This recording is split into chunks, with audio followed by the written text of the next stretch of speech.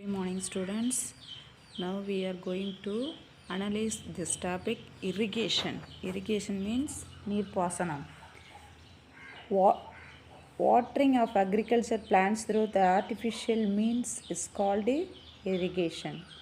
What is meaning for irrigation? Watering of agricultural plants through artificial means is called irrigation. வேளாண் பயிர்களுக்கு செயற்கை முறையில் நீரை கொண்டு அது என்னது பயிர் செய்யக்கூடிய முறைக்கு தான் நீர்ப்பாசனம் என்று அழைக்கப்படுகிறதுன்னு சொல்லி சொல்கிறாங்க. Being a hot country with seasonal and irregular rainfall, it always needs irrigation to carry out agricultural activities during dry period. அதாவது வேளாண் நடவடிக்கைன்னு சொல்லும்போது நீர்ப்பாசனம் ஒரு அத்தியாவசியமான தேவையாக இருக்குது. அதிக வெப்பநிலை வருடம் முழுவதும் பயிர் சாகுபடி செய்யணும் அப்படின்னா அதுக்கு என்ன தேவை? அதிகமாக நீர் தேவை உண்டு. அப்போ அந்த பயிர் சாகுபடி, வணிக வேளாண்மை மற்றும் மண்ணின் நீர் புகும் தன்மை இதெல்லாம் கொண்ட நாடாக இந்தியா இருக்குன்னு சொல்கிறாங்க. அப்போ இந்தியாவுக்கு நீர்ப்பாசனம் அப்படின்றது இன்றியமையாத ஒன்று அப்படின்னு சொல்லி சொல்கிறாங்க. அப்போ சோர்சஸ் ஆஃப் இரிகேஷன், அதாவது நீர்ப்பாசன ஆதாரங்கள். In India different sources of irrigation are used depending upon the topography, soils, rainfall, availability of surface or groundwater, nature of river. அப்போ நீர்ப்பாசனம் சொல்லும்போது நிலத்தோற்றம், மண், மழைப்பொழிவு, நிலத்தடி நீரினுடைய இருப்பு, ஆற்றினுடைய இயல்பு, அதாவது வற்றுமாறு வற்றாத ஆறுன்னு ரெண்டு இருக்குது. அதாவது பெர்னேரியல் ரிவர், நான் பெர்னேரியல் ரிவர்னு இருக்குது. அப்போ இதனுடைய வகையாக பல்வேறு வகையாக நீர்ப்பாசன வகைகள் யூஸில் இருக்குது அப்படின்னு சொல்லி சொல்கிறாங்க. என்னென்ன வாட்டார்தே அப்படின்னு பார்த்தீங்கன்னா canal irrigation, well irrigation, tank irrigation. Canal கால்வாய் நீர்ப்பாசனம், கிணற்று நீர்ப்பாசனம், டேங்க் இரிகேஷன் ஏரி பாசனம். First one canal irrigation. இந்த கேனல் இரிகேஷனா it is the second most important source of irrigation in our country. கால்வாய் பாசனம் அப்படிங்கிறது இந்தியாவில் இரண்டாவது மிக முக்கியமான நீர்ப்பாசன ஆதாரமாகும். Percentage of the area 24%. என்னது 2017 டூரிங் 2013 to 14. அப்போ கால்வாய் பாசனம் அப்படின்னு சொல்லும்போது நம்ம கால்வாய் நீர்ப்பரப்பு பாசனம் 24% இருக்குது அப்படின்னு சொல்லியிருக்காங்க. அப்போ canals are the effective sources of irrigation in areas of low level relief, deep fertile soil, perennial sources of water and extensive command area. The canals are of two types ன்னு சொல்கிறாங்க. அப்போ கேனல்ஸ்ன்னு சொல்லும்போது நீர்ப்பாசன வசதின்னு சொல்லும்போது மண், வற்றாத நீர் அதிக நீர்பிடிப்பு கொண்ட பகுதி, இங்கெல்லாம் கால்வாய் பாசனம் மிக முக்கிய ஆதாரமாக இருக்குன்னு சொல்கிறாங்க. There are two types of canal irrigation. First one, inundation canals and perennial canals. Inundation canals mean வெள்ளப்பெருக்கு கால்வாய். In this water is taken out directly from the rivers without making any kind of barrage of dam. இந்த வகை கால்வாய்கள்னு சொல்லும்போது ஆற்றில் நேரடியாக எந்தவித தடுப்பும் இருக்காது. அப்போ கால்வாயில் தண்ணீர் என்ன செய்யும்? அதிகமாக போயிட்டுருக்கு. அப்போ வெள்ளப்பெருக்கில் பார்த்திங்க அப்படின்னா தண்ணி என்ன செய்யலாம்? எந்த பக்கம் வேணாலும் திருப்பி விடுறதுக்கு பயன்படுத்திக்கலாம். ஏன்னா வெள்ளப்பெருக்காக கரை புரண்டு ஓடையில் எந்த பக்கம் வேணாலும் அதை வெட்டி விடலாம். வெட்டி விடுற சைடு பூரா என்ன செய்யும்? அந்த தண்ணீர் போகும். இப்போ நம்ம ஊர்லெலாம் பெரிய நல்ல மழை பெஞ்சிச்சு அப்படின்னா என்ன செய்வாங்க? அந்த பெரிய கண்மாயின்னு சொல்கிறாங்கல்ல, அதில் தண்ணி நிறைய ஊருக்குள்ளே வரப்போகுது அப்படின்னா என்ன செய்வாங்க? வெட்டி விடுவாங்க இல்லையா? அப்போ திசை திருப்பி விடுறது, தண்ணி வடிஞ்சிடும். அதே மாதிரி இந்த வெள்ளப்பெருக்கு காலத்தில் எங்கெல்லாம் தண்ணி தேவையோ அது எந்த திசையில் போதோ அந்த சைடு என்ன செஞ்சுக்குவாங்க? வெட்டி விட்டு யூஸ் பண்ணிக்குவாங்க. மழை காலங்களில் மட்டும்தான் இது பயன்பாட்டில் இருக்கும். மற்ற நாட்களில் என்ன செய்ய முடியாது? இந்த வெள்ளப்பெருக்கு கால்வாய் இன்டன்டேஷன் கேனல்ஸ் வந்து யூஸ் பண்ண முடியாது. செகண்ட் ஒன் பார்த்தீங்க அப்படின்னா பெர்னேரியல் கேனல்ஸ். அப்போ பெர்னேரியல் சொல்லும்போது வற்றாத கால்வாய் எப்போவுமே என்ன செய்யும், அங்கே தண்ணி ஓடிட்டே ரிவர்ஸ் வந்து மழை காலங்கள் இல்லைனாலும் சரி, மழை காலங்களில் அதிகமாக இருக்கும், மழை இல்லாத போது அந்த நீர் அப்படின்றது வந்து வற்றி போவது கிடையாது அப்படின்னு சொல்கிறாங்க. This are developed from perennial rivers by constructing barrage to regulate the flow of வாட்டர்னு சொல்கிறாங்க. இவ்வகை கால்வாய்கள்னு சொல்லும்போது வற்றாத நதிகளின் குறுக்கே அணைகளை கட்டி அந்த நீர்ப்போக்கினை வந்து சீர்படுத்தி பயன்பாட்டிற்கு கொண்டு வருவது. இப்போ பார்த்தீங்க அப்படின்னா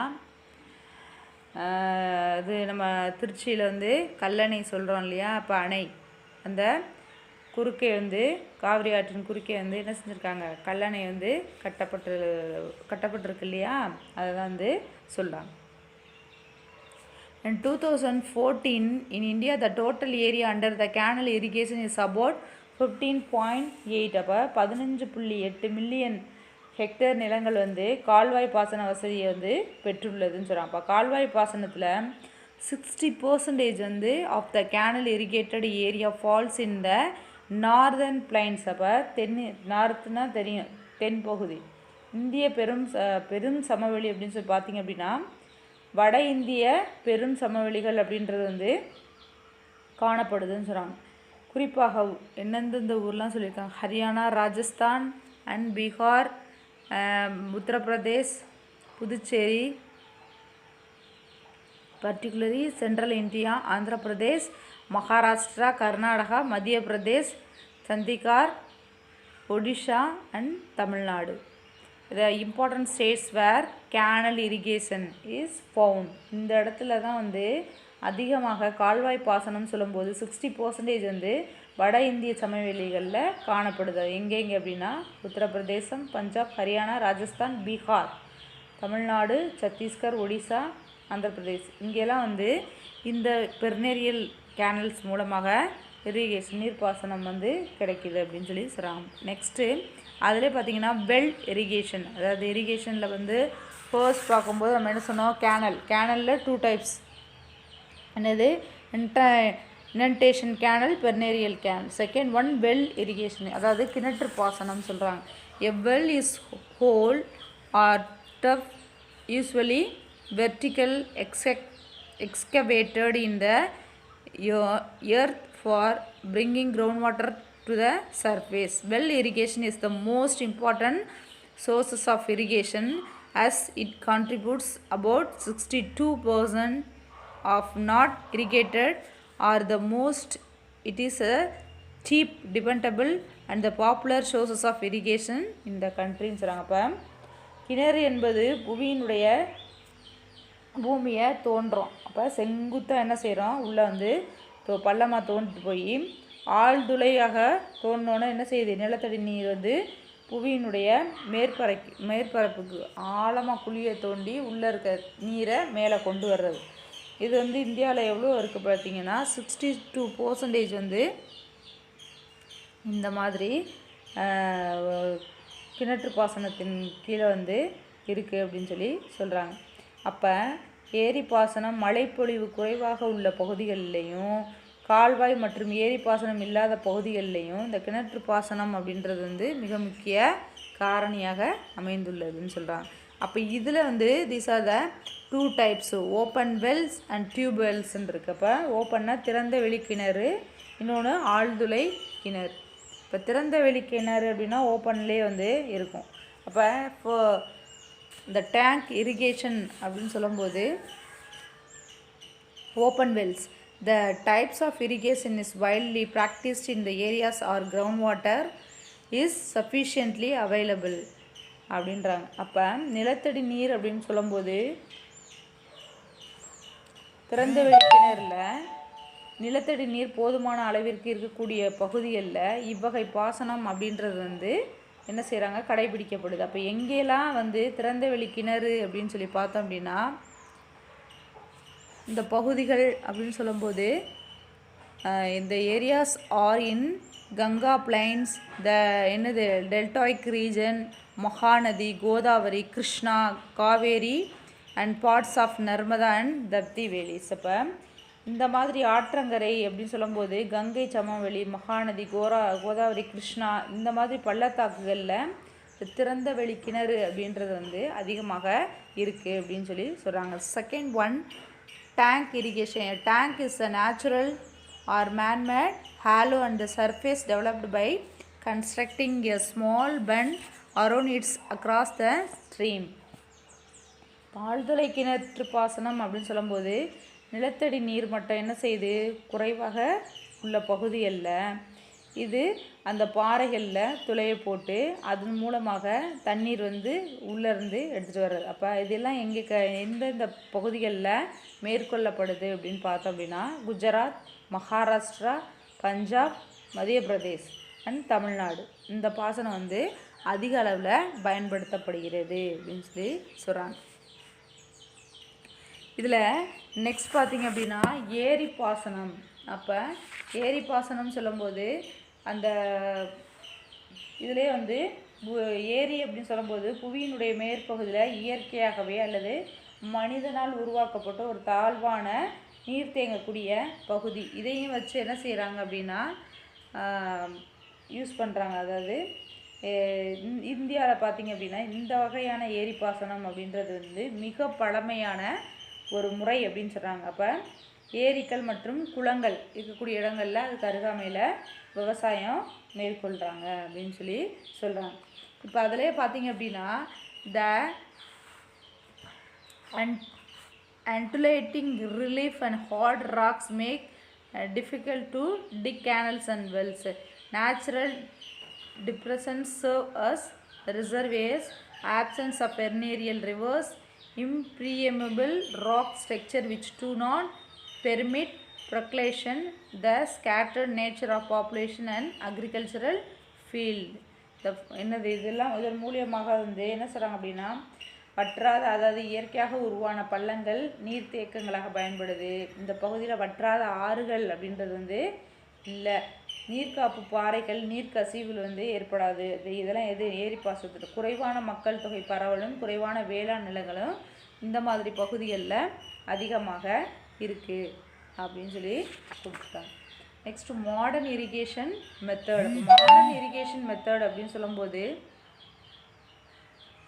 நவீன நீர்ப்பாசன முறைகள் அப்படின்னு சொன்னோம் அப்படின்னா there are many ways in modern irrigation. Among the mostly practiced and following in India are using the drip sprinklers, bolie houses, central pivot irrigation. அதாவது சொட்டு நீர் பாசனம், தெளிப்பு முறை பாசனம், மையச்சூழல் நீர்ப்பாசனம். இதெல்லாம் வந்து நவீன நீர்ப்பாசனங்கள். அப்போ சொட்டு நீர் பாசனம் சொல்லும்போது தாவரங்களினுடைய வேர்களில் என்ன செய்கிறாங்க, rain gun used to spread the water like rains in name and use to serve for graphs.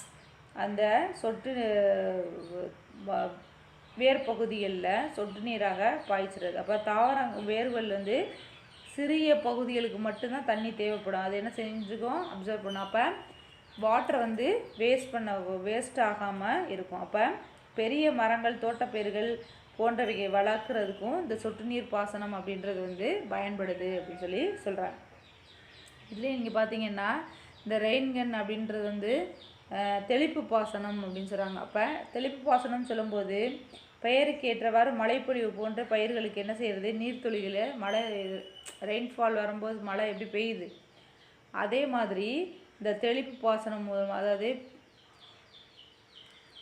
பியாட், அதாவது இரிகேஷன், அந்த தெளிப்பு நீர்ப்பாசனத்தின் மூலம் மழை பெய்வது போன்று வந்து பயிர்கள் மீது வந்து என்ன செய்கிறது, தெளிப்பது. அப்போ அது என்னது, இது வகையான இதுதான் வந்து தெளிப்பு பாசனம்னு சொல்லி சொல்கிறாங்க.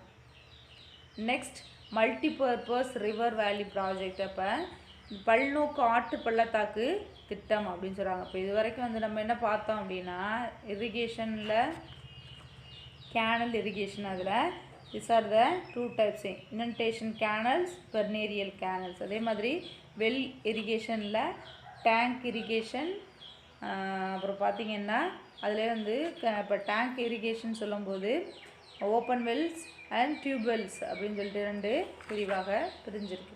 இப்போ நெக்ஸ்ட் இந்த டாபிக் பார்த்தீங்க அப்படின்னா multipurpose river valley project it is a scientific management of water resources in our country.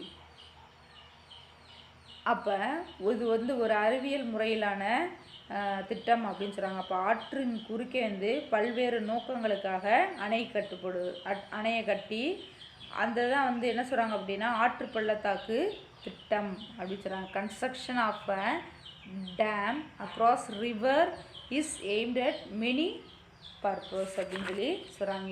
அப்போ hence the term of multipurpose river valley project அப்படின்னு சொல்கிறாங்க. அப்போ இது எதுக்கெலாம் பார்த்தீங்க அப்படின்னா the various purpose of dam serves are irrigation வேளாண்மை, hydro power generation அதாவது மின்சாரம், water supply plus drinking and industrial purpose தொழிற்சாலைகளுக்கு, கண்ட்ரோலிங் ஃப்ளூடு வெள்ளத்தை தடுப்பதற்காகவும், டெவலப்மெண்ட் ஆஃப் ஃபிஷரிஸ் மீன்கள் வளர்ப்பதற்கு, நேவிகேஷன்ஸ் அதாவது போக்குவரத்து கடல் படகு இதுக்கு எல்லாத்துக்குமே பயன்படுதுன்னு இதுதான் அந்த multipurpose projects. Generally majority of multipurpose projects are combinations of the irrigation and hydro power which are the major aims of the ப்ராஜெக்ட்னு சொல்கிறோம். நெக்ஸ்ட் பார்த்தோம் அப்படின்னா அக்ரிகல்ச்சர். அப்போ அக்ரிகல்ச்சர்னு சொல்லும்போது agriculture is the process of producing food for people, fodder for cattle, by for and many other desired products by the cultivation of certain plants and the raising of domesticated animals. Domesticated animals means livestock. இப்போ வேளாண்மை அப்படின்னு சொல்லும்போது ஒரு குறிப்பிட்ட பயிர்களை உற்பத்தி செய்வது. அப்போ கால்நடைகளை அங்கே வளர்த்துக்கணும், ப்ளஸ் மக்களுக்கு உணவையும் கால்நடைகளுக்கு தீவனத்தையும் மற்ற இதர பொருட்கள் தயாரிப்பது. இதுதான் என்ன சொல்கிறாங்க வேளாண்மை. இந்திய தொழில்துறையில் வேகமாக வளர்ந்து வரும் நாடு அப்படின்னு சொன்னால் வேளாண்மை மூலமாக 50% மேலான மக்கள் வேலை வாய்ப்பையும் நாட்டின் மொத்த வருமானத்தில் accounts for the about 25% of the national income. அப்போ still in India employs more than 50% of the population of the country and accounts for about 25% of the national income. அப்போ 50% மேலான மக்களுக்கு வேலை வாய்ப்பை கொடுப்பது, நாட்டின் மொத்த வருமானம் அப்படின்னு சொல்லும்போது அதில் 25% நாட்டிற்கு அளிக்கிறது இதன் மூலமாக அப்படின்னு சொல்கிறாங்க. நெக்ஸ்ட் பார்த்தீங்க அப்படின்னா டிட்டர்மினன்ஸ் ஆஃப் அக்ரிகல்ச்சர்னு சொல்கிறாங்க. அப்போ agriculture in India is determine by the set of factors. Some of the importance factors அப்படின்னு சொல்லும்போது ஃபிஸ்கல் ஃபேக்டர்,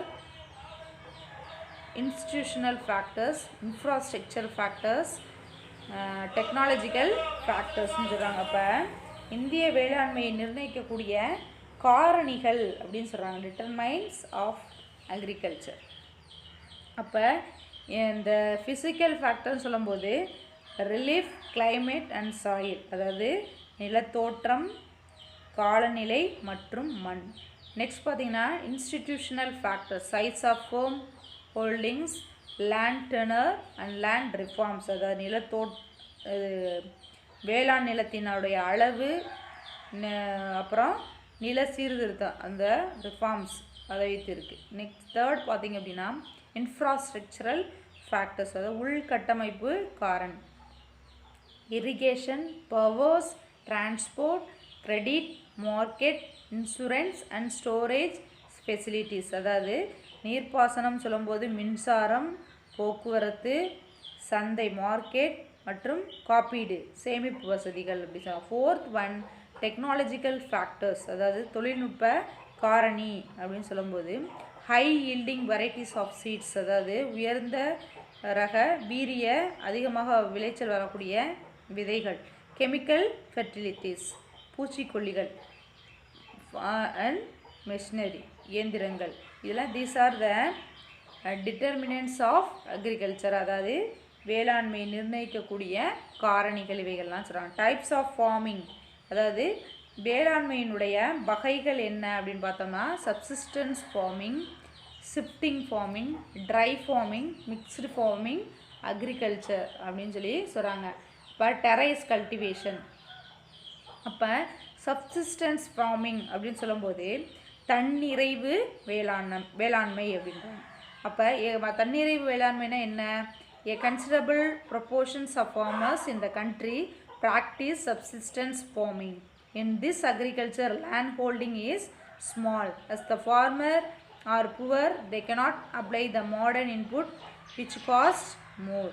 இந்தியாவில் வந்து விவசாயிகள் அப்படின்னு சொல்லும்போது தன்னிறைவு பெற்ற வேளாண்மை முறையை வந்து பின்பற்றுபவர்களாக இருக்காங்க. இந்த முறையில் என்னென்னு பார்த்தீங்க அப்படின்னா நில உடைமை அப்படின்றது வந்து சிறிய அளவுலாக இருக்கும். ஆனால் விவசாயிகள் வந்து ஏழ்மையாக இருக்கிறதுனால என்ன செய்ய முடியாது, அவங்களால வந்து ஒரு இயந்திரங்களோ அல்லது நவீன யுக்திகளை வந்து பயன்படுத்தப்பட முடிவதில்லை. அப்போ வந்து சாகுபடி நிலம் அப்படின்னு சொல்லும்போது நிலத்தினுடைய மொத்த விளைச்சலில் பெரும்பகுதி வந்து குடும்ப உறுப்பினர்களாகவே என்ன செஞ்சிடறாங்க, அதை நுகரப்படுறாங்க. அப்போ அது சாப்பிட்ட பின்னாடி கொஞ்சம் எஞ்சியதை தான் என்ன செய்கிறாங்க, மார்க்கெட்டில் போய் சேல்ஸ் பண்ண போகிறாங்க. அப்போ அப்படி சேல்ஸ் பண்ண போகும்போது என்னெல்லாம் வந்து யூஸ் பண்ணுறாங்க பார்த்தீங்க அப்படின்னா ஃபுட் கிராப்ஸ் அப்படின்னு சொல்லும்போது சுகர் கேன், ஆயில்